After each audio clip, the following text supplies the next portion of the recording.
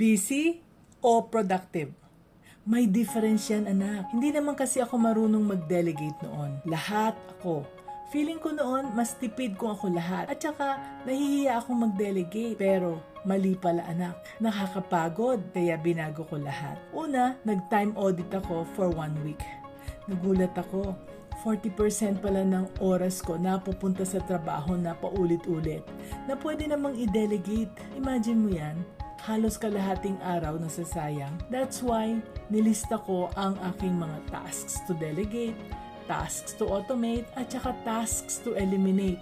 We started by asking the team na gumawa ng SOPs para alam nila exactly paano gawin ang mga tasks nila. Hindi naman kasi dapat tayo ang lahat, anak. Focus ka lang sa tasks na ikaw lang ang makakagawa.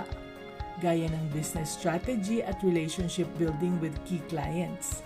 Alam mo, bumaba ang stress level ko. Pero mas importante, may time na ako para sa sarili at sa family ko. And no more guilty feelings tuwing weekend. Ito ang lesson. Being busy does not mean being productive, ha?